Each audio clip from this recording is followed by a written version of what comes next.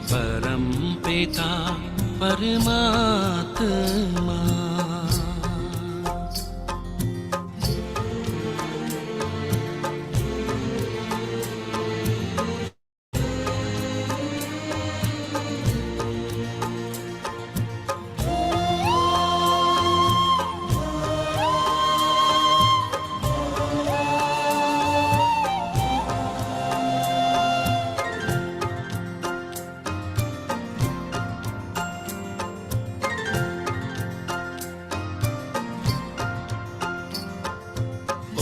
ओंकारेश्वर सर्वेश्वर मुक्तिदाता मुक्तेश्वर। ओंकारेश्वर सर्वेश्वर मुक्तिदाता मुक्तेश्वर। जीवन नैया सबकी करते,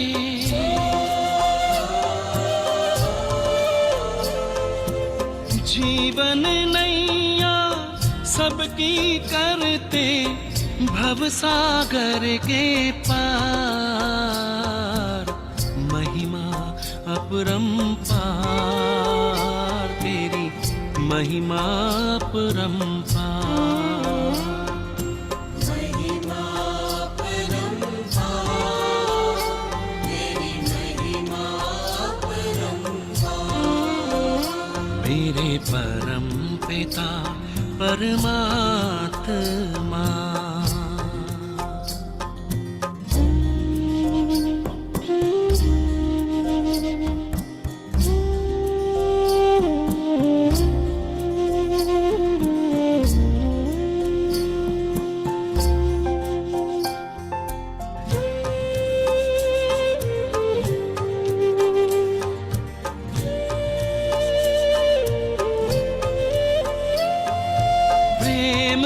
ज्ञान हो धर्म हो, रूप अनूप हो परम हो।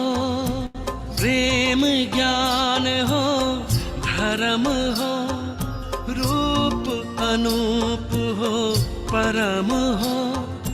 कल्प वृक्ष के बीज रूप तुम,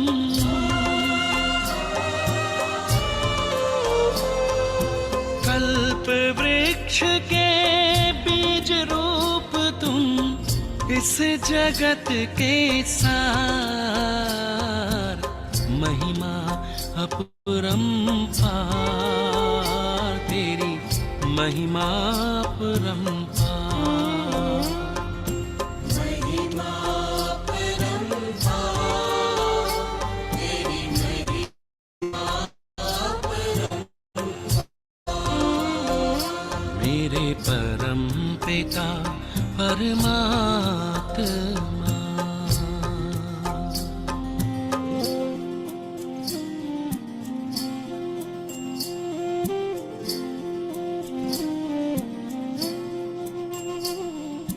महिमा अपरंपार, तेरी महिमा अपरंपार।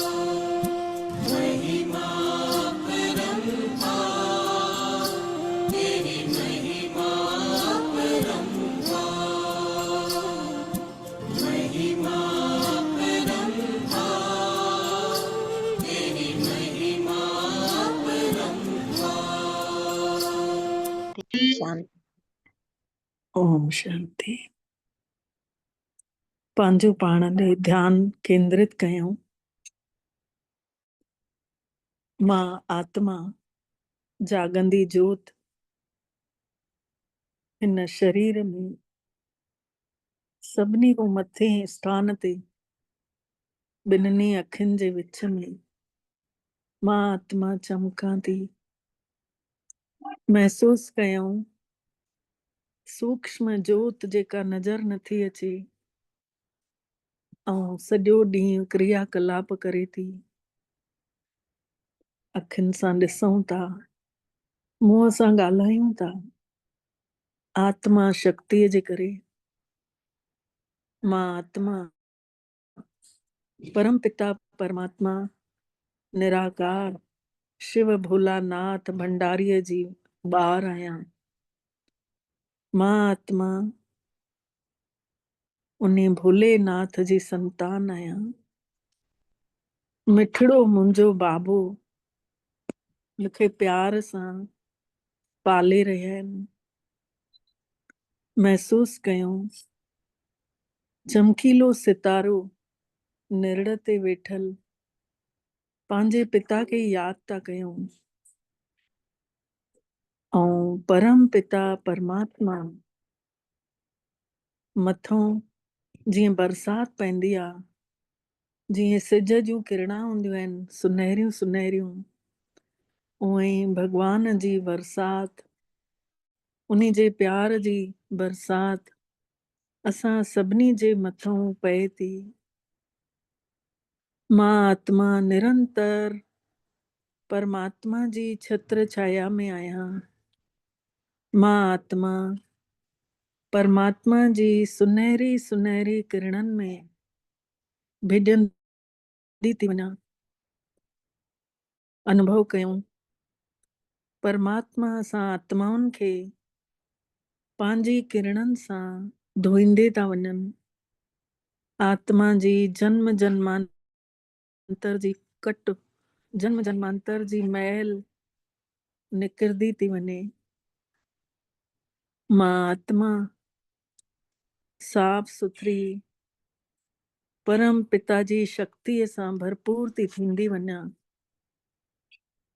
परमात्मा जूं किरणां मां आत्मा खे ताक़त वारो ठाहींदी थी वञनि। महसूस कयूं भॻवान मुंहिंजे मथां राज़ी थियो आहे। मुंहिंजो सचो साहिब मां आत्मा जे मथां महिरबान आहे। मां आत्मा परमात्मा जी कृपा खे महसूस थी कयां, उन्ही जो आशीर्वाद थी महसूस कयां। मिठड़ो भोलोनाथ मां आत्मा जो भाग्य ठाहिण आयो आहे। मुंहिंजो भाग्य पाण भाग्य विधाता परम पिता डायरेक्ट पंहिंजो किरणां ॾेई ॾेई करे मां आत्मा जो भाग्य ठाहिनि था। केॾी न भाग्यशाली आत्मा आहियां। करोड़े माण्हू केतिरो मंदिरनि में पूजाऊं कनि था, हवन कनि था, विर्त रखनि था, तीर्थनि ते वञनि था, ऐं मां आत्मा घर वेठे मूंखे पाण भॻवान अची पंहिंजी शक्ति ॾियनि था, पंहिंजो प्यार ॾियनि था। मां आत्मा पंहिंजो पाण खे महसूस थी कयां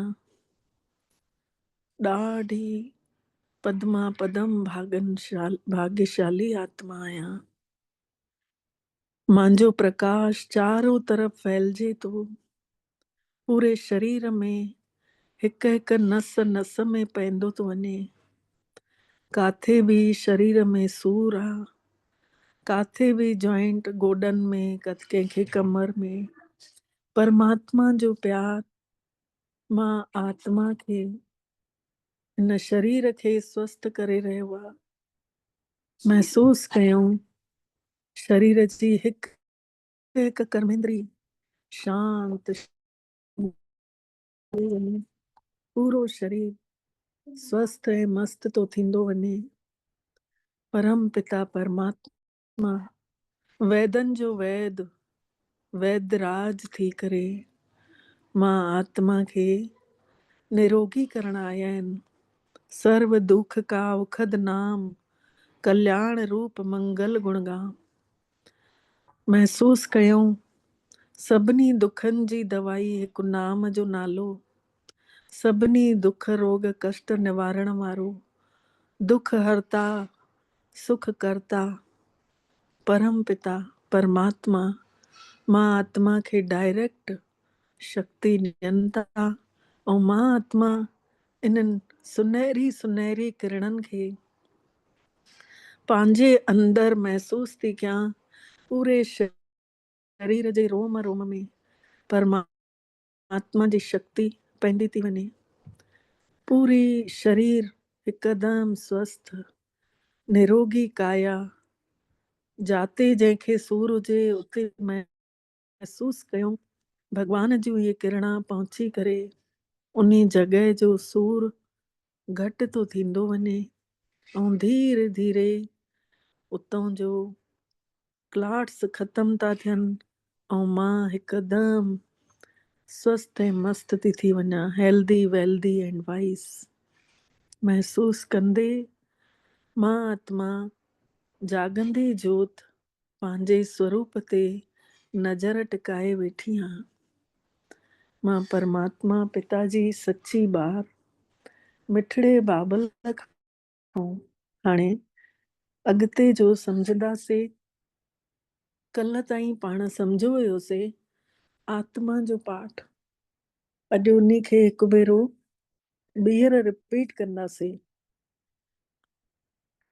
आत्मा हिकु सूक्ष्म शक्ति आहे, बिंदु स्वरूप आहे, सुईअ जी चुंभ जीअं हूंदी आहे ऐं निरड़ ते वेठल आहे। आत्मा में मन बुद्धि संस्कार टे शक्तियूं हूंदियूं आहिनि, जंहिंमें कल्ह ॿुधायो हुयो कि मन सोचण जो कमु कंदो आहे। मन में 4 प्रकार जा वीचार उथंदे सां ई हलंदा आहिनि। पॉज़िटिव वीचार जंहिंखे चईंदासीं क़ीमती वीचार, जंहिंमें सुठियूं भावनाऊं मिलियल हूंदियूं आहिनि, जंहिंमें स्वार्थ न हूंदो आहे, जंहिंमें बुराई न हूंदी आहे, उहे वीचार सकारात्मक वीचार चइबा आहिनि। 2 प्रकार जा वीचार हूंदा आहिनि, ज़रूरी वीचार जेके ॾींहों ॾियाड़ी पाण कम सां संबंधित जेके ज़रूरी कम आहिनि घर जा, उन्हनि जे संबंध में जेके वीचार हलंदा आहिनि, कंहिं माण्हूअ सां मिलणो आहे, हे कमु करिणो आहे, हिन खे हे चइणो आहे, इहे सभु ज़रूरी वीचार चवराइजंदा आहिनि। ऐं 3 प्रकार जा वीचार हूंदा आहिनि, नेगेटिव वीचार। इहे वीचार कंहिं न कंहिं कमी कमज़ोरी जे करे ईंदा आहिनि, कंहिं न कंहिं जी बुराईअ जे वशीभूत थी करे ईंदा आहिनि, कंहिं न कंहिं स्वार्थ जे वश ईंदा आहिनि इहे वीचार। इन करे इन्हनि खे नेगेटिव वीचार चईंदा आहियूं। ऐं 4 प्रकार जा वीचार थींदा आहिनि जेके व्यर्थ जा हूंदा आहिनि।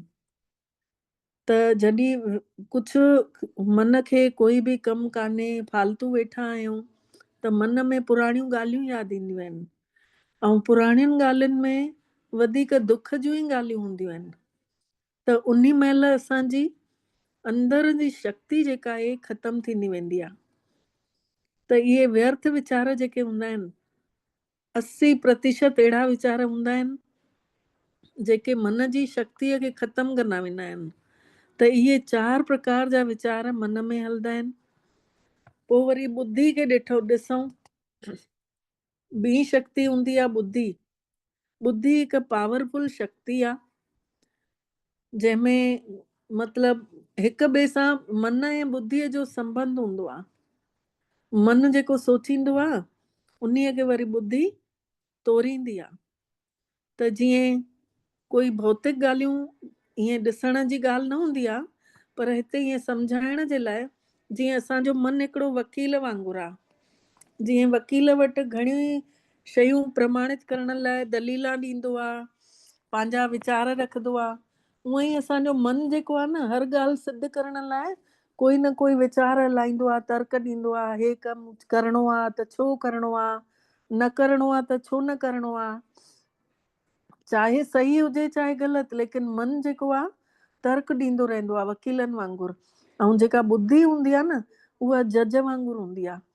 जीअं जज न हिकिड़ी लाइन में निर्णय ॿुधाए छॾींदो आहे, ईअं ई बुद्धि हिकु लाइन में फ़ैसिलो करे छॾींदी आहे कि भई हे कमु कर, हे कमु न कर। त इन करे बुद्धीअ जे साम्हूं न ताराजी बि अक्सर ॾेखारंदा आहिनि। त मन ने सोचण जो कमु कयईं ऐं बुद्धि जेका आहे उन्हीअ खे वेरीफाई कयईं। घणा ई माण्हू चवंदा आहिनि न, छा कयूं, असांजी बुद्धि त कमु ई नथी करे। सुठा सुठा ख़ानदानी माण्हू बि वॾियूं वॾियूं भुलां करे वठंदा आहिनि। पोइ वरी पुछण सां चवंदासीं न, हे छा कीअं थी वई, त तव्हां सां हे कर्म कीअं थियो, तंहिं महिल तुंहिंजी बुद्धि काॾे हली वई हुई, बुद्धि ने इहो कमु छो न कयईं। अगरि बुद्धि शक्तिशाली आहे आत्मा खे सुठे ऐं बुरे जो प्रभाव अनुभव कराए थी सघे, त उन महिल सोचे सम्झी वीचारे करे कमु करे सघंदा हुयासीं। त हिते पाण खे ॿी शक्ति आहे आत्मा जी बुद्धि, ऐं टी शक्ति आहे संस्कार। त संस्कार बि हिकिड़ा हूंदा आहिनि। संस्कार न 5 प्रकारनि जा हूंदा आहिनि। केतिरा बार ॿुधो अथसीं न, पर हर आत्मा जा संस्कार उन जे पुराणे जन्मनि सां संबंधित हूंदा आहिनि। सभिनि जा अलॻि अलॻि चेहरा हूंदा आहिनि, अलॻि अलॻि आदतां हूंदियूं आहिनि। जीअं आत्मा आहे, आत्मा खे जीअं न पैदा कयो वञिबो आहे, न उन खे कुझु करे सघिबो आहे। उहा हिकु शक्ति आहे। हिकिड़े ई माउ पीउ जा 2 ॿार हूंदा आहिनि, पर हिकिड़ो ॾाढो आज्ञाकारी हूंदो आहे त ॿियो तूफ़ानी हूंदो आहे। ईअं छो? छोकी उन जा पूर्व जन्म जा संस्कार आत्मा सां गॾु आहिनि। संस्कार हूंदा आहिनि 5 प्रकारनि जा।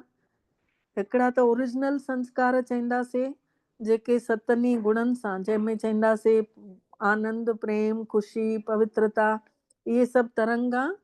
जीअं नंढड़ो ॿारु ॼाईंदो आहे न, त सुम्हियल हूंदो आहे, केॾी शांती हूंदी आहे नंढड़े ॿार घर में हुजण सां। जंहिं महिल नयो ॼायल ॿारु, ऐं ॿार खे ॾिसी करे हर ॼणो, हर कोई मुस्कुराईंदो आहे, ख़ुशि थींदो आहे। ऐं ॿारु जंहिं महिल खेॾंदो आहे, तेॾी महिल केॾो आनंद ईंदो आहे सभिनी खे। छोकी उन आत्मा जी उहा प्योरिटी आहे उन महिल, त उहा चारों तरफ़ फैलिजे थी पई। त उन महिल उहा शुद्ध आहे आत्मा। इन करे ॿार खे चईंदा आहिनि महात्मा आहे। महात्मा वांगुरु थींदा आहिनि ॿार। त जीअं जीअं ॿारु वॾो थींदो आहे, उहे उहे उन खे वरी पोइ उहे ॿिया संस्कार समाइण लॻंदा आहिनि। त समाचारनि में बि ॿिए पूर्व जन्मनि जा जेके संस्कार हूंदा आहिनि न, त उहे ॿुधो हूंदोसीं। समाचारनि में बि ॿुधो हूंदो आहे कि 3 साले जो ॿारु कंप्यूटर हलाइण लॻो, 5 साले जो ॿारु श्लोक पढ़णु लॻो। त इहे सभु पूर्व जन्मनि जा संस्कार हूंदा आहिनि, जेके पिछले जन्म में उहा पंडित हूंदो, त उहो हिन जन्म में अची करे उहो नंढड़ाइप में ई ॿारु श्लोक पढ़े थो, गीता जा कंठस्थ अथसि। जीअं कौटिल्य हुयो, हिन जो कंप्यूटर खे केॾो स्पीडली हलाए पियो। त इहे थींदा आहिनि पूर्व जन्म जा संस्कार। ऐं 3 संस्कार थींदा आहिनि ख़ानदानी संस्कार, जेके माउ पीउ खां ईंदा आहिनि। 10-12 साले जो हिकिड़ो ॿारु हुयो, कूड़ ॻाल्हाईंदो हुयो। ॿारु बि सुठे नमूने ॼाणंदो हुयो कि भई मां कूड़ ॻाल्हाईंदो आहियां, ऐं खिलंदो रहंदो हुयो। छोकी कूड़ ॻाल्हाईंदो हो त खिल ईंदी हुअसि। त हिकिड़े ॾींहुं हिकिड़े भाईअ पुछियसि कि भई तूं कूड़ छो ॻाल्हाईंदो आहीं? त चएसि थो मां ईअं ई ॻाल्हाईंदो आहियां। त चएसि थो तुंहिंजी केॾी बदनामी थींदी अथई, तोखे पतो अथई? ऐं कूड़ न ॻाल्हाईंदो कर। एॾो उन खे सम्झायसि। उन खां पोइ न उन ने वाइदो कयसि उन सां कि हा, अॻियां मां कॾहिं बि कूड़ न ॻाल्हाईंदुमि।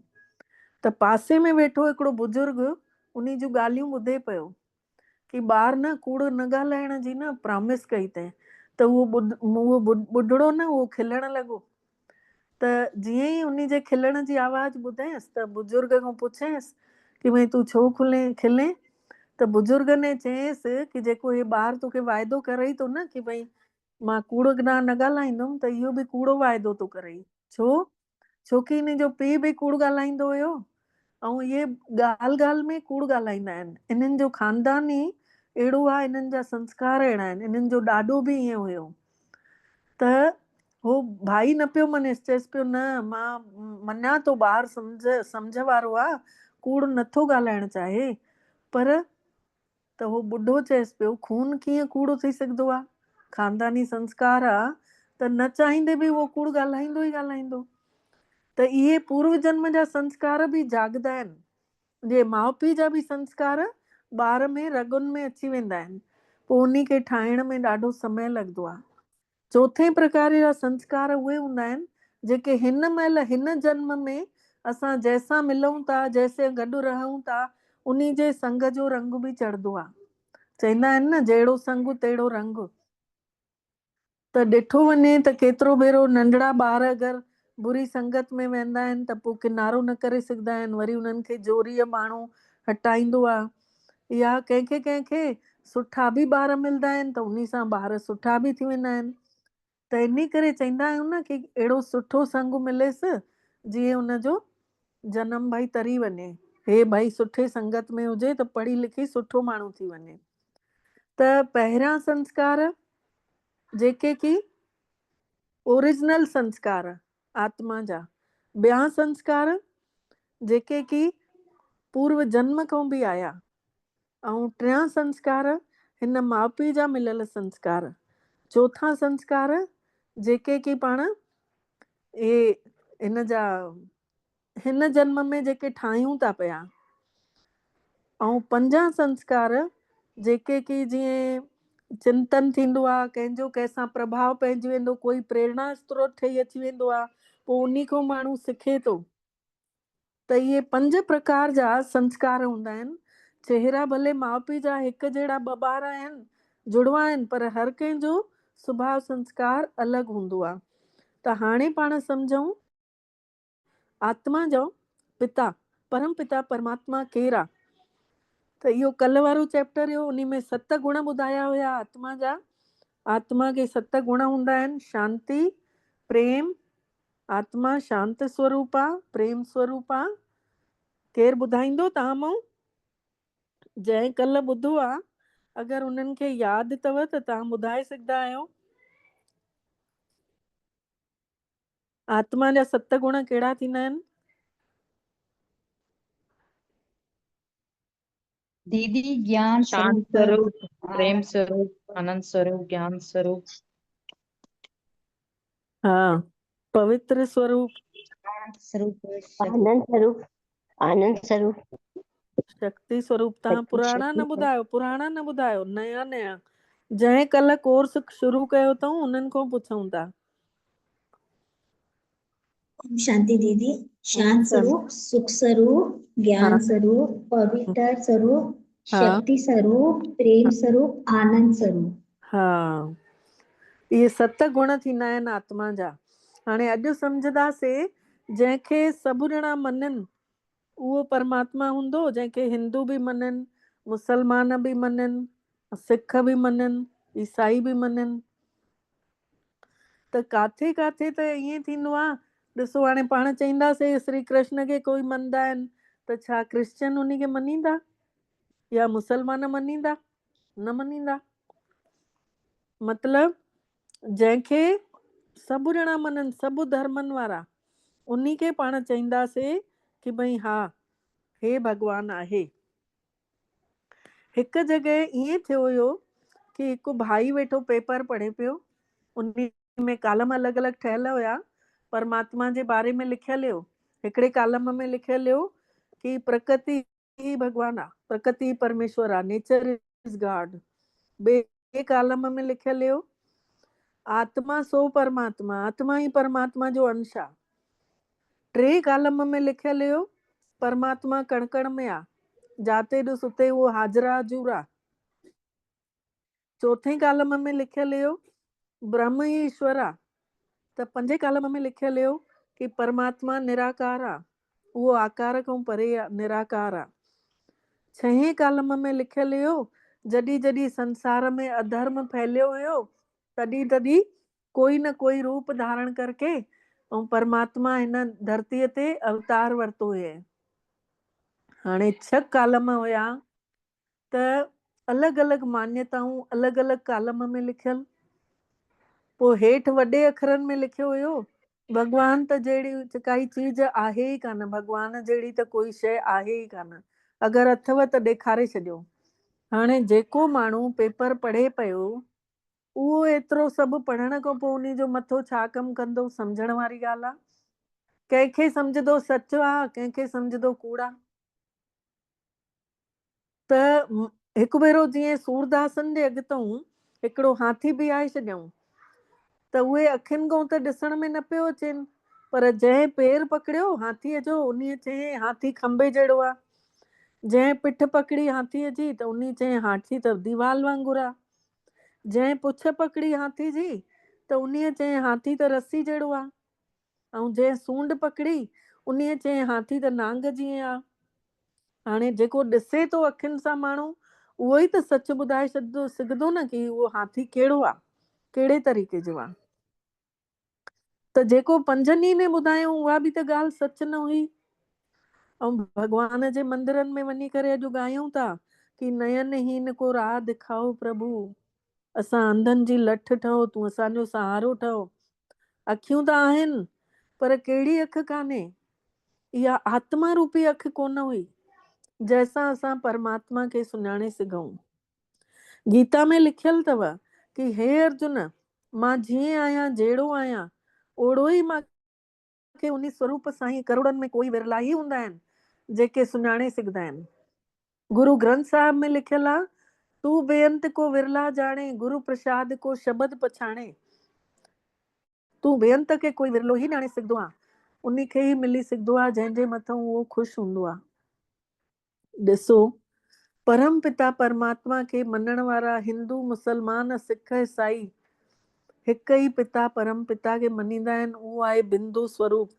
अॼु असांजे ॿारनि जी शिकल असां सां थी मिले, तव्हांजे ॿारनि जी शिकल तव्हां सां मिलंदी, त आत्मा जो स्वरूप जेको ॿुधायो आहे कि आत्मा बिंदु स्वरूप आहे, त परमात्मा बि कीअं हूंदो, उहो बि बिंदु स्वरूप।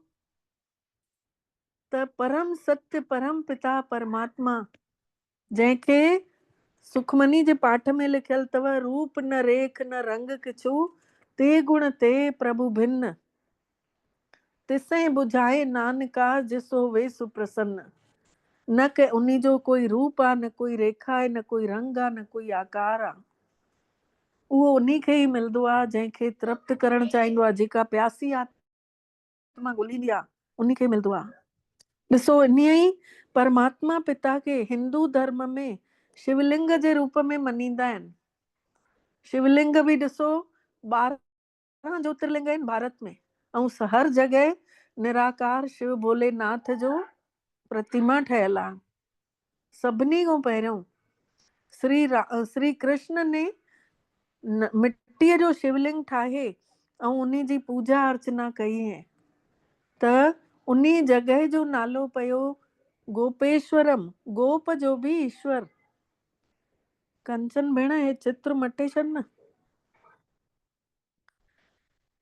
उन्ही खां पोइ श्री राम ने रेत जो शिवलिंग समुद्र जे किनारे ते ठाहे उते पूजा अर्चना कई, उन्ही जगह जो पियो नालो रामेश्वरम।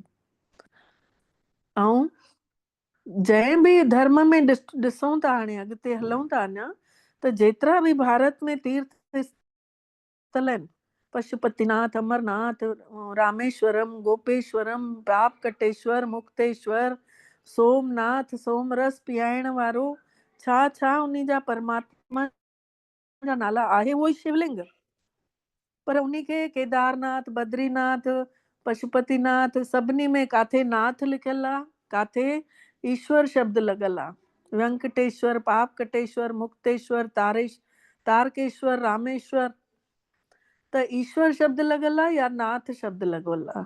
नाथन जो नाथ, नॉर्थ में अमरनाथ जे रूप में, साउथ में रामेश्वरम जे रूप में, ईस्ट में सोमनाथ जे रूप में, ईअं हर जगह ते उन जा शिवलिंग ठहियल आहिनि, ऐं उन्ही खे चईंदा आहिनि असां तीर्थ करे आयासीं, तीर्थ करण वेंदा आहिनि। त चवण जो मतिलबु हिंदू धर्म में शिवलिंग जे रूप में ही उन्ही खे पूजो वञे थो, ऐं उन्ही में राजा विक्रमादित्य ने हीरे जो शिवलिंग ठाहियो है पहिरें जमाने में, हीरे जो शिवलिंग, ऐं धीरे धीरे अच्छे मार्बल जो शिवलिंग ठाहिण लॻा, वरी अञा बुद्धि हेठि स्तर ते थियनि त वरी पोइ कारे मार्बल जो शिवलिंग ठाहिण लॻा। इहो त हिंदू धर्म में थी वियो शिवलिंग जे रूप में। हाणे अचूं पाण मुस्लिम संप्रदाय में, मक्का मदीना वेंदा आहिनि हज जी यात्रा करण, त उते हिकिड़ो गोल कारे रंग जो पत्थर हूंदो अथनि, उन्ही खे अखियुनि सां लॻाईंदा आहिनि, चुमींदा आहिनि ऐं चईंदा आहिनि नूर इलाही संगे अस्वद। नूर माने प्रकाश, जोत, ए माने हिकु इलाह, ऐं इलाही माने अल्लाह। अल्लाह जेको आहे ज्योति स्वरूप आहे, हिकु ई आहे। ऐं संगे अस्वद मतिलबु असां उन खे जंहिंमहिल पुकारियूं असांजे अंग संग आहे उहो। हिन महिल बि असां अगरि उहे मुसलमान उन्ही करे जाते ई ॾिसो उते नमाज़ पढ़ण वेहंदा आहिनि न त चादर टुकरी पंहिंजी खणी वेंदा आहिनि। कॾहिं स्टेशननि ते ॾिठो अथसे, कॾहिं एयरपोर्ट ते ॾिठो अथसे, उहे पंहिंजो नियम ज़रूर पूरो कंदा आहिनि। नमाज़ पढ़ी करे पंहिंजो टाइम पूरो कंदा आहिनि, उहो नियम जेको खयल अथनि। त उहे बि उन में मञींदा आहिनि निराकार जे रूप में, ज्योति जे रूप में। हाणे अची वञूं पाण क्रिश्चियन धर्म में। जीजस क्राइस्ट खे जंहिंमहिल सूली ते चढ़ाइनिस पिया त उन्ही ने आखिरी शब्द कढिया ऐं मुंहं मां कि हे प्रभु इन्हें क्षमा करना, ये नहीं जानते ये क्या कर रहे हैं। भगवान खे जीजस क्राइस्ट तंहिंमहिल पुकारे थो कि हिननि खे माफ़ कजांइ जेके मूंखे सूली ते था चढ़ाइनि। हिननि वीचारनि खे पतो कोन्हे कि हे छा था करनि। त आख़िरीअ में जीजस क्राइस्ट ने बि उन प्रभु परमात्मा खे पुकारे ऐं जीजस क्राइस्ट ने चयो हे गॉड इज़ लाइट, भगवान प्रकाश आहे। अॼु बि चर्च में वञूं हली त फादर छा चईंदो आहे फादर कि भई न तव्हां पोइ मूंखे कैंडल ॿारण ॾियो, उन खां पोइ तव्हां प्रेयर कजो। कैंडल ॿारदा आहिनि, जोत जगदी आहे, उन खां पोइ हो जन प्रेयर कंदा आहिनि। पंहिंजे हिंदू धर्म में बि जाते बि ॾिसो आरती तॾहिं ॻाईंदा अथव, पहिरियों ॾीओ ॿारदा आहियूं, ॾीओ ॿारे उन खां पोइ आरती ॻाईंदा आहिनि। ॾीओ माने उहो परम पिता परमात्मा जो प्रतीक। ऐं पाण चईंदा आहियूं आरती जी पहिरीं लाइन हूंदी आहे ओम जय जगत ईश्वरे, हे जगत जा ईश्वर तुंहिंजी मां जय जयकार थी कयां। त उहो परम पिता परमात्मा ज्योति रूप में क्रिश्चियन धर्म में बि मञींदा आहिनि। पर माण्हुनि जी भ्रांति छा थी वई, प्रभु यीशु चवण लॻा। ऐं उन पूरो क्लियर लिखियो अथई बाइबल में कि भई मां भगवान जो मैसेंजर आहियां, मैसेज ॾियण आयो आहियां। मां मतिलबु पाण प्रभु कोन्हे, उहो त पाण संदेश ॾिए थो, जीअं पाण हिक ॿिए खे ॿुधायूं था कि भगवान जो स्वरूप हे आहे। उअं ई जीजस क्राइस्ट बि ॿुधाए कि भई परम पिता परमात्मा पवित्र रहण लाइ चए थो, लेकिन माण्हू उन्हनि खे उबतो सम्झूं। ऐं ॾिसो जापान में बि 3 फुट जी दूरी ते ॻाढ़े रंग जो शिवलिंग जो पत्थर रखी करे उन जे मथां ध्यानु लॻाईंदा आहिनि। ऐं अची वञूं पाण सिख धर्म में, अॼु बि हिक ॿिए सां मिलंदा आहिनि पंजाबी त चईंदा आहिनि न सत श्री अकाल। उहो सत्य आहे, उहो श्रेष्ठ आहे, जंहिंखे कॾहिं मौत न अची सघंदी आहे, जंहिंखे कॾहिं कोई काल न खाई सघंदो आहे। ऐं गुरु ग्रंथ साहिब जी वाणीअ में शुरूआत ई लिखियल आहे एक ओंकार,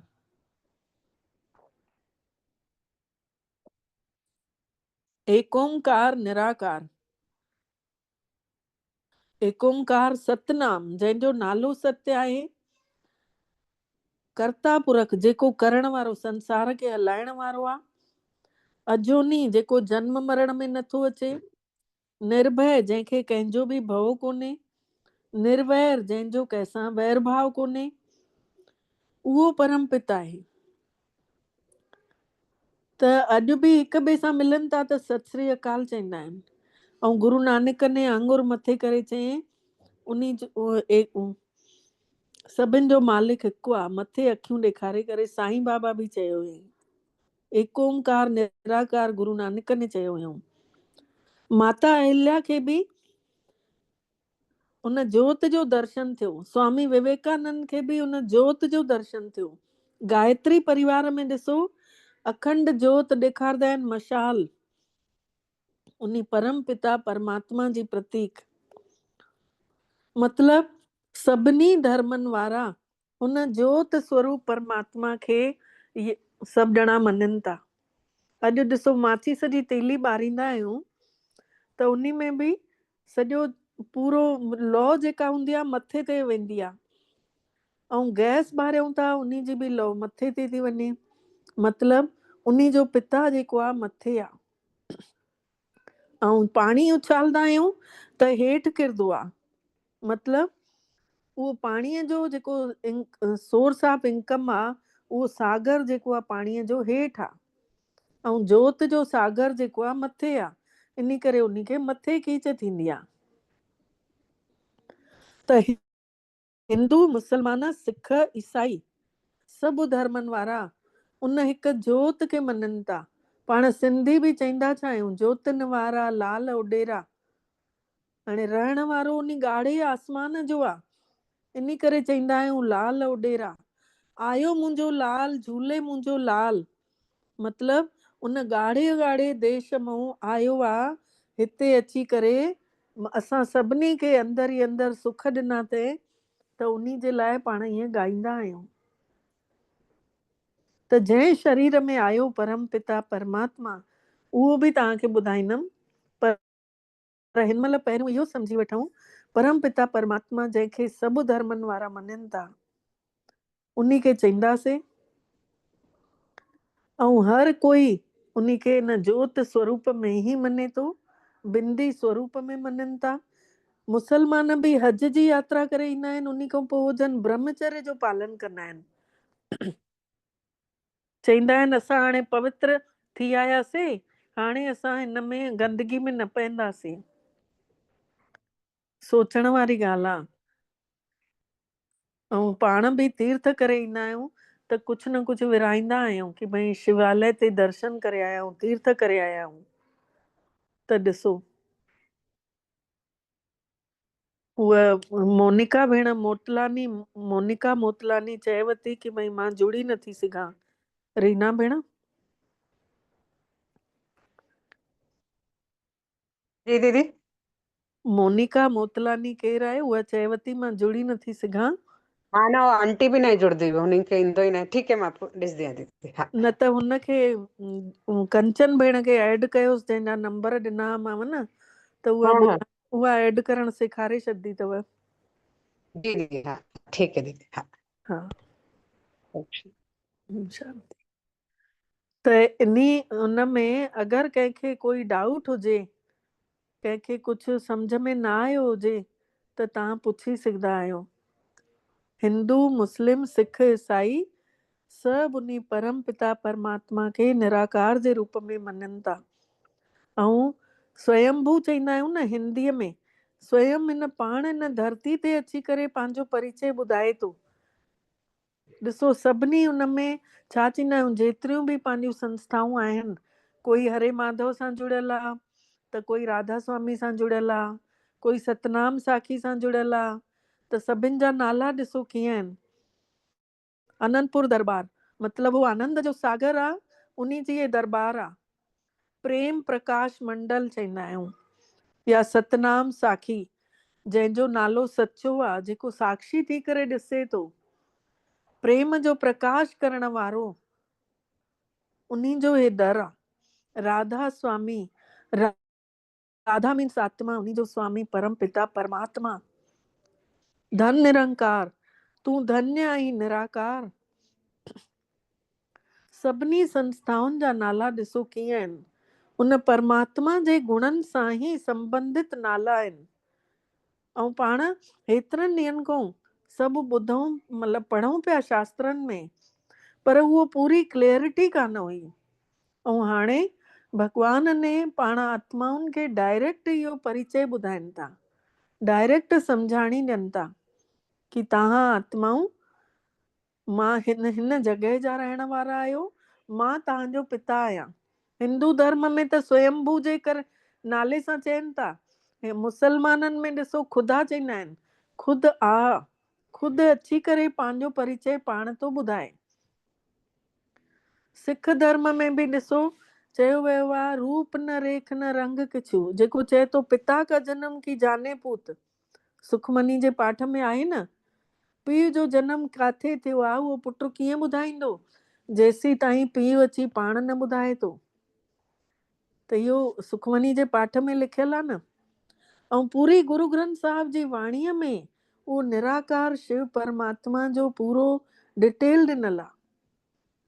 पाण पढ़ूं ज़रूर था, लेकिन उन जे अर्थ खे नथा सम्झूं।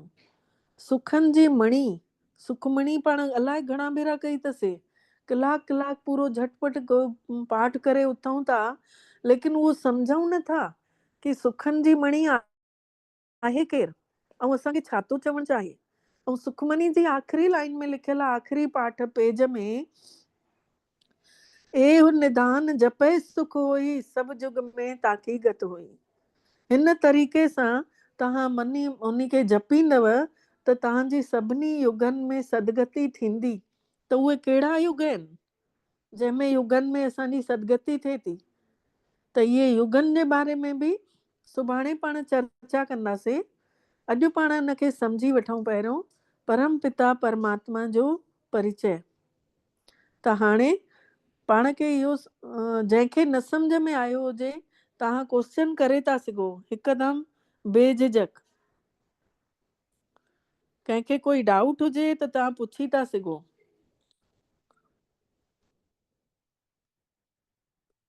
अंदर ई क्वेश्चन बि ईंदो आहे न, शंकर खे उघाड़ो ॾेखारियो अथऊं पूरो, ऐं बाक़ी देवी देवता सभु सजल आहिनि। खोड़ सारा क्वेश्चन ईंदा आहिनि। 8 बाहूं हूंदियूं आहिनि हुननि खे, देवियुनि खे। तव्हां नया ॿार जेके जुड़िया आहियो, उन्हनि सभिनी खे थी चवां, जंहिंखे बि कोई बि डाउट हुजेव त तव्हां पुछी सघंदा आहियो।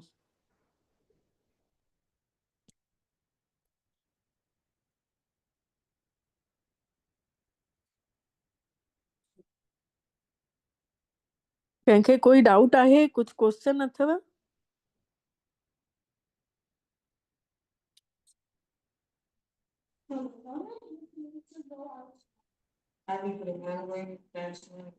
हाँ,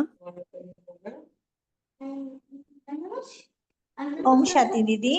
ओम कोई सवाल शांति। ना आहे, सही तरह सां समझ में अचे पियो। हाँ हाँ ओम ठीकु आहे। ओम शांति।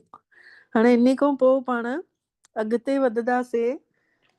त 4 युग जेको ॿुधायो अथई, पहिरीं लाइन सुखमनी जी चए थी कि सुखमनी सुख अमृत प्रभु नाम, भगत जना के मन विश्राम।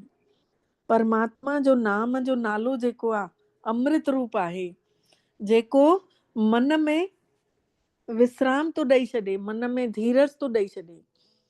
त हाणे पाण हिन सृष्टि चक्र जे बारे में सम्झूं था। इहो बि अॼु पूरो चैप्टर न थी सघंदो, छोकी 1:45 त थी वियो आहे। हाणे हिन में कुझु जेतिरो सम्झाए सघां अॼु सम्झायांव थी, सुभाणे वरी रिपीट खणंदासीं इन खे। त पाण आरती जी थाली में हे सजाईंदा आहियूं न, स्वास्तिका ठाहींदा आहियूं। त इन स्वास्तिका जो हिकु रहस्य आहे। पाण स्वास्तिका ठाहे करे ऐं हिन में चारो चइनी भागनि में बिंदी बि लॻाईंदा आहियूं। त इन जो मतिलबु छा आहे? विच में सुपारी रखंदा आहियूं, उन जो मतिलबु छा आहे? त हाणे पाण आत्मा जो परिचय सम्झोसीं ऐं परमात्मा जो परिचय सम्झोसीं। आत्मा बि निराकार आहे, परमात्मा बि निराकार आहे। पहिरियों त उन जे रहण जी जॻह अॼु सम्झूं था। कंचन, हो 3 लोकनि वारो चित्र ॾेखारे छॾ। हाँ, त हे आहे परमात्मा रहे काथे थो। हाणे पहिरियों पाण इहो सम्झूं, हे नीरो आसमान आहे। हिन नीरे आसमान में अंदर ॾिसो, धरतीअ ते पाण सभु आहियूं। हे जेको गोलो ठहियल आहे, कार्पोरियल वर्ड लिखियल आहे, इन गोले जे अंदर पाण आहियूं। ऐं हे देवी देवताउनि जो लोक आहे नीरे आसमान जे मथां, जंहिंमें चांड्रो को प्रकाश ही प्रकाश आहे, जंहिंजो बि गीता में वर्णन बि अथव। इन जो 8 अध्याय में, गीता जे 8 अध्याय में इन प्रकाशवान लोक जो बि वर्णन अथव। देवी देवताउनि जो लोक जंहिंखे चऊं था, इन खे सूक्ष्म लोक चइबो आहे, जाते देवी देवताउनि जी सूक्ष्म काया आहे। मिट्टी जी काया कोन्हे, सूक्ष्म शरीर आहे। उन खां पोइ जेको 3 आसमान ॾेखारियो वियो आहे, इहो नारंगी रंग जो आहे। इन खे चईंदा आहिनि मुसलमान 7 आसमान।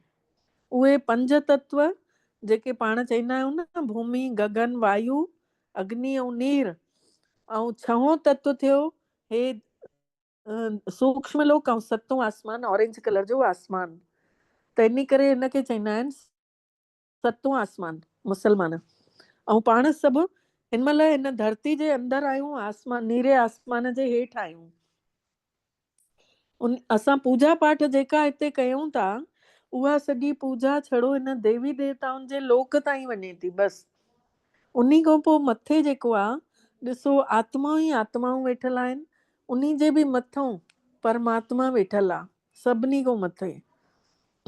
ऐं हिन लोक खे परम धाम चवंदा आहिनि, कंहिं किताब में निर्वाण धाम चयो अथऊं, कंहिंमें मुक्ति धाम चयो अथऊं, त कंहिंमें पैराडाइज चवंदा आहिनि। पर हिते जेको चीज आहे हिते आत्माउनि जी दुनिया आहे, उते कोई क्रियाकलाप कोन्हे, छड़ो बीठा आहियूं उते सितारनि वांगुरु। ऐं परम सितारो हो परम पिता परमात्मा आहे। त पाण बचपन में ॿारनि खे केतिरी बार पोयम सिखाई हूंदीसीं कि ट्विंकल ट्विंकल लिटिल स्टार, पाण नंढा नंढा सितारा आहियूं, how are wonder what you are. केतिरो आश्चर्य आहे कि भॻवानु छा आहे, उहो छा आहे। Up above the world so high, हिन संसार जे सभिनी खां ऊंचे स्थान में रहण वारो, लाइक अ डायमंड इन स्काई, उन्ही आसमान में हीरे वांगुरु वो चमकनि था पिया। परम पिता शिव बाबा शिव परमात्मा चमकनि था पिया। उहो बि आहे बिंदी असां वांगुरु ई आहे, लेकिन उन्ही में अथाह शक्तियूं आहिनि, उहो शक्तियुनि जो सागर आहे। त पाण अॼु जेको मेडिटेशन कंदासीं त इहो ई कंदासीं कि भई असां हिननि टिनि लोकनि खां पार करे परम धाम में परम पिता वटि वञी साम्हूं वेहूं था। अॻिते नयो चैप्टर पाण सुभाणे खणूं था सृष्टि चक्र जो, जंहिंमें सभिनी युगनि में असांखे कीअं परमात्मा कीअं छा कहिड़ी जॻह ते कहिड़ो रोल कयोसीं, उहो सभु सुभाणे ॿुधाईंदीमांव। अॼु हे टई लोक जंहिंखे मूल वतन भी चवंदा आहिनि, मथे आसमान नारंगी रंग जे आसमान खे, ऐं हिनखे सूक्ष्म वतन, हे जेको हेठि आहे इन खे स्थूल वतन। स्थूल में हिते ॻाल्हाइण ॿोलाइण बि आहे त शरीर बि आहिनि। ऐं जेको देवी देवताउनि जो लोक आहे उते मिट्टी जा शरीर कोन्हनि, ॻाल्हाइण ॿोलाइण बि कोन्हे, उते इशारे सां कमु हले थो, देवी देवताउनि जो ॻाल्हाइण कोन्हे। ऐं जेको सूक्ष्म लोक हे जेको हिकदमि मथे आहे, इहो आहे आत्माउनि जी दुनिया, जाते सभिनी खां मथे परम पिता परमात्मा वेठल आहे।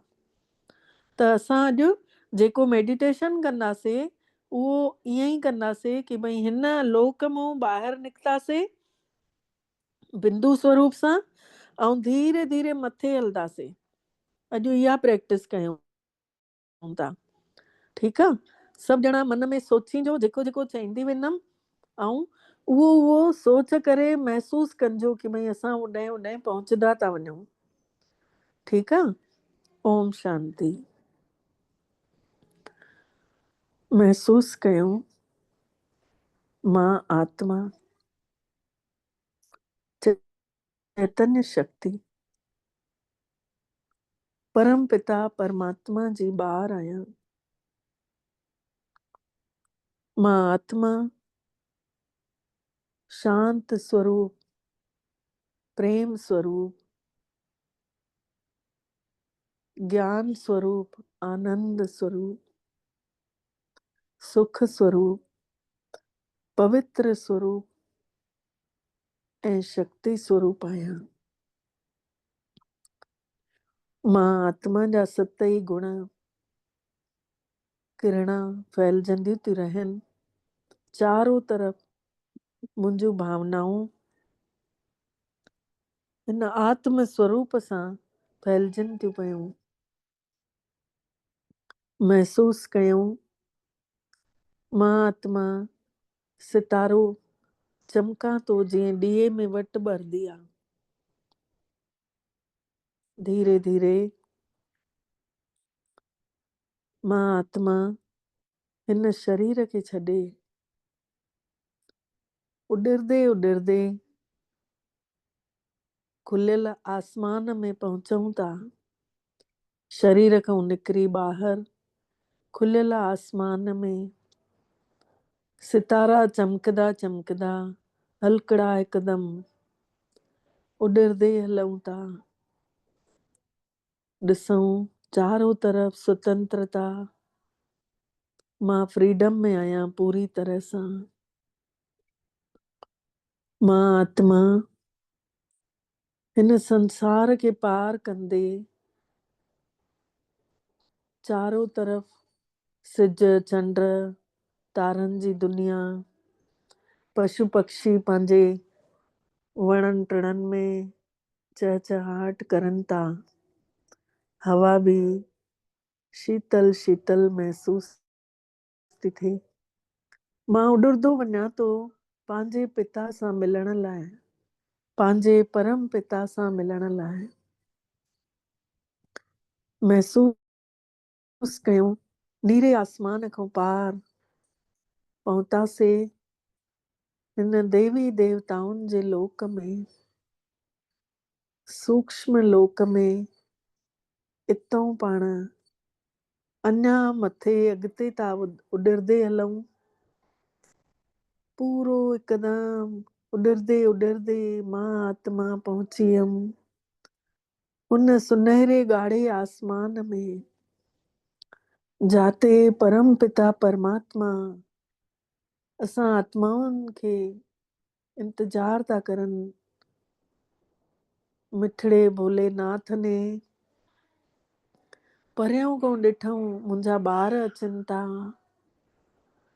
ऐं ख़ुशीअ सां उन्हनि जूं किरणा झिलमिल झिलमिल ख़ुशीअ सां भरपूर आहिनि। महसूस कयूं था जीअं जीअं साम्हूं था ईंदा वञूं, बाबल मिठड़े खे ख़ुशी थी थिए। असां हिकदमि साम्हूं अची बाबा जे अॻितों बीहूं था। जन्म जन्मांतरनि खां ॻोल्हियूं पिया, अॼु बाबो मिलियो आहे, अॼु सची सिक लाहिणी आहे। मां आत्मा खे रूहानी राहत थी मिले, मां आत्मा खे सचो सुकून थो मिले। भगवान पाण मुंहिंजे मथां राजी थियो आहे। मां आत्मा खे पाण वटि विहाइनि था, मांखे पवित्र किरणनि सां धोइनि था।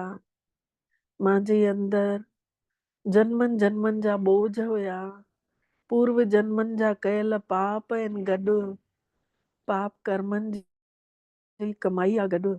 हाणे मिठड़े बाबल वटि अची मुंहिंजा सभु कष्ट पाप सभु ख़तम था थींदा वञनि। महसूस कयूं धीरे धीरे मां आत्मा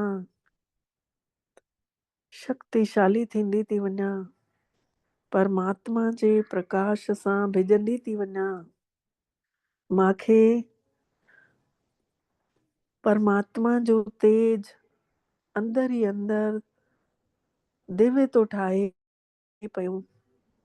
मां आत्मा पवित्र किरणनि सां भरपूर थी थियां। मां आत्मा खे परमात्मा जो प्यार नसीब में आहे। महसूस कयूं मां आत्मा हिननि किरणनि में पंहिंजो पाण खे ॾाढो सुकून में महसूस थी कयां। मूंखे रूहानी प्यार तो मिलंदो वञे, मूंखे बाबा मिठड़ो मुंहिंजे ई स्वरूप ते शक्ति चमकीलियूं चमकीलियूं किरणा ॾींदे था वञनि ऐं मां आत्मा इन्हनि किरणनि सां भरपूर थी थियां पई। महसूस कयूं जागंदी जोत सभु न्यारी ऐं प्यारी, जाते चारों तरफ़ शांति ही शांति आहे। महसूस कयूं हिते असां सभिनी बंधननि खां मुक्त आहियूं, कोई सोच बि कान्हे, हिकदमि संतुष्ट परमात्मा जी छांव में पलऊं था। चारों तरफ़ भगवान जी सुरक्षा कवच आहे। सर्वशक्तिवान जो शक्तिशाली किरणा मां आत्मा जे मथां पवंदियूं थी वञनि। मां आत्मा खे निरंतर इन्हनि किरणनि में ताक़त थी मिलंदी वञे। परमात्मा जी दुआऊं, उन्हनि जो वरदानी किरणा मां आत्मा जो केतिरो न भाग्य ठहे थो। परमात्मा शक्तियूं मुंहिंजे अंदरि समाइजंदियूं थी वञनि। मां बाबल मिठड़े वटि अची वेठी आहियां। जीअं सागर जे किनारे शीतलता महसूस थींदी आहे, तीअं ई मूंखे दुनिया हलाइण वारे इन सृष्टि जो नियंता सच्चे प्यार जी मां हिकु बूंद लाइ तरसां पई। अॼु उहो मूंसां गॾु आहे। हाणे मूंखे कंहिं ॻाल्हि जो भउ कोन्हे। महसूस कयो मूंसां केरु गॾु आहे। जन्मनि जन्मनि जा पाप कटिजंदा था वञनि। सभु शक्तियूं बाबा मूंखे पंहिंजी करंट ॾींदे था वञनि। मां आत्मा प्योर थी थींदी वञा। मुंहिंजे अंदर जा लॻल दाग मैल कमियूं कमजोरियूं सभु मिटजंदियूं थी वञनि। बाबा जूं शक्तियूं ई शक्तियूं मां आत्मा खे मिलंदियूं थी वञनि। हाणे कोई इच्छा कोन्हे, मूंखे कुझु बि न खपे। मूंखे बाबो मिलियो, सभु कुझु मिलियो। आनंद भया मेरी माई, सतगुरु में पाया। सतगुरु त पाया सहज सेती, मन वजिया वाधाइया। मुंहिंजे मन में, मुंहिंजी ॿुद्धीअ में वाधायूं ई वाधायूं हलनि थियूं। मन में शहनायूं गूंजनि थियूं। मूंखे केरु मिलियो आहे। महसूस कयो मूंखे केरु मिलियो आहे। मूंखे बाबो मिठड़ो पंहिंजी किरणनि में रखी सजाइनि था पिया, सिंगारनि था। मां आत्मा परमात्मा सच्चे साजन जी मां सच्ची सजनी आहियां। ॻाईंदे आया हुआसीं, तुम ही हो माता पिता, तुम ही हो बंधु सखा, तुम ही हो साथी, तुम ही सहारे, कोई न अपना सिवा तुम्हारे। हाणे मुंहिंजो सिवाय बाबल मिठड़े जे कोई बि कान्हे। सभु कुझु मूंखे बाबा ॾेई रखियईं। सच्चो साजन थी मूंखे गुणनि सां सिंगारे थो। मूंखे हिन महिल बंधन मुक्त अवस्था थी महसूस थिए। कोई बंधन कोन्हे। मां निर्विघ्न अवस्था में आहियां। मूंखे हाणे काई इच्छा कोन्हे। बसि मां और मुंहिंजो बाबा। बाबा तव्हांजी यादि मूंखे हमेशह बणियल हुजे। बसि मां इहा ई तव्हांखे प्रार्थना कयांव थी कि मां आत्मा धरतीअ ते वञा, पंहिंजे कर्म क्षेत्र ते वञा, पंहिंजूं ज़िम्मेदारियूं निभायां थी ज़रूर, लेकिन तव्हांजी यादि सां मां ज़िम्मेवारियूं पूरियूं कयां। हर पल तव्हांजी यादि रहे। हर श्वास में मां तव्हांजो सिमरण कयां। बसि मुंहिंजो जीवन ईअं ई निकिरी वञे तव्हांजी यादि सां। मिठड़े बाबल सां मथे वेही आराम सां ॻाल्हियूं करे धीरे धीरे मोटूं था पिया। मोटदे अची करे पंहिंजे पंहिंजे शरीर में वेही रहूं था। मोटी आयासीं। सूक्ष्म लोक पार कंदे आत्मा जी चमक ॾिसो केॾी मस्त चमकीली थी आई आहे। ऐं लहंदे लहंदे अची नेरे आसमान जे अंदर पहुचूं था। पंहिंजे पंजनि तत्वनि जे इन शरीर में अची निरड़ ते वेही रहूं था।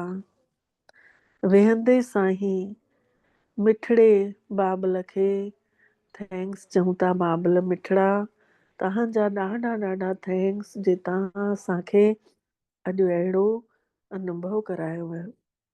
ओम शांति, ओम शांति, ओम शांति।